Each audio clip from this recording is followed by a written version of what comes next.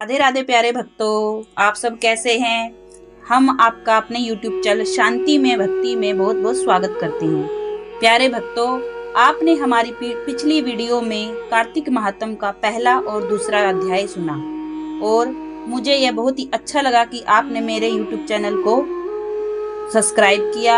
आपका बहुत बहुत धन्यवाद। आज हम कार्तिक महात्म का तीसरा अध्याय पढ़ने जा रहे हैं, सो आप ध्यान पूर्वक सुने। सत्यभामा बोली, हे भगवान, आप काल स्वरूप हैं और काल के संपूर्ण भाग समान हैं, तब फिर कार्तिक मास ही क्यों श्रेष्ठ है। हे देव, सब तिथियों में एकादशी और सब महीनों में कार्तिक का महीना ही आपको प्रिय है। श्री कृष्ण बोले, हे कांते, तुमने अच्छा प्रश्न किया है। एकाग्रचित्त होकर बैन के पुत्र पृथु और महर्षि नारद का संवाद सुनो। जिसे पहले पृथु ने नारद से पूछा, तब नारद जी ने कार्तिक मास की श्रेष्ठता कही।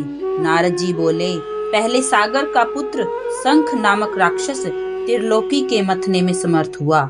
उसने संपूर्ण देवताओं को जीत स्वर्ग से निकाल इंद्र आदि संपूर्ण लोकपालों के अधिकार अपने हाथ में कर लिए।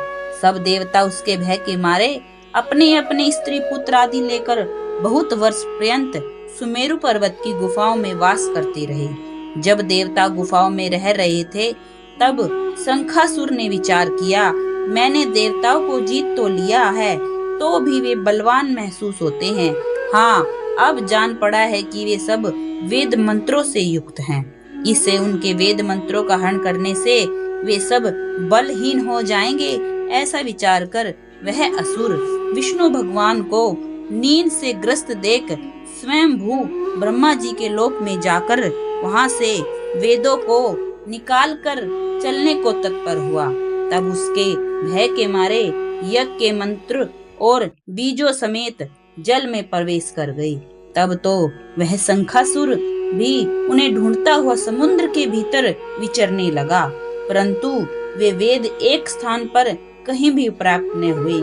पीछे से ब्रह्मा जी सब देवताओं को संग ले और पूजा की सब सामग्री इकट्ठी कर बैकुंठ में भगवान विष्णु के शरण में गई। वहां उनके जगाने के निमित्त सब देवता गाने बजाने लगे और गंध धूप बार बार देने लगे। उनकी भक्ति से संतुष्ट होकर भगवान ने नेत्र खोले। तब सब देवताओं ने विष्णु भगवान के दर्शन किए और षोडशोपचार से पूजा करके दंडवत पृथ्वी पर गिर पड़े। तब तो माधव भगवान उनसे कहने लगे, हे देवगण, मैं तुम्हारे भजन कीर्तन आदि कार्य से बहुत प्रसन्न हुआ। मैं आप लोगों की मनोकामना पूर्ण करूंगा। अश्वनी शुक्ल पक्ष की एकादशी से देव उठनी एकादशी तक पहर भर रात्रि रहे। तब से जो मनुष्य तुम्हारी भजन और कीर्तन करेंगे, वे मुझे प्रसन्न कर मुझे प्राप्त होंगे।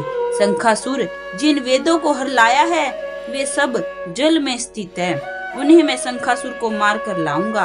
अब से बीज मंत्र समेत सब वेद प्रति वर्ष कार्तिक के महीने में सदा जल में निवास करेंगे।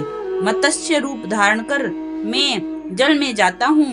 तुम संपूर्ण मुनियों को लेकर संग आओ। इस लोक में जो अच्छे मनुष्य प्रातः काल स्नान करते हैं, वे निश्चय अक्षत स्नान के फल को प्राप्त होते हैं। जो कार्तिक में सदा व्रत करते हैं, उनको हे इंद्र, तुम मेरे लोक में पहुंचा दिया करो। हे यम, तुम सदा उनकी विघ्नों से रक्षा करते रहो। और हे वरुण, तुम सब उनको पुत्र पौत्र आदि देते रहो। हे कुबेर, तुम उनकी धन वृद्धि करो, जिससे यह मेरा रूप धारण कर साक्षात जीवन मुक्त हो जाएं। और हे धन्य अन्य देवताओं, जो जन्म से मरण तक उन बातों को धारण करते हैं, वे तुम्हारे द्वारा भी पूज्य हैं। जैसे तुमने मुझे एकादशी को जगाया है, इसलिए यह तिथि सदा मनाने योग्य है। जय श्री राधे। प्यारे भक्तों,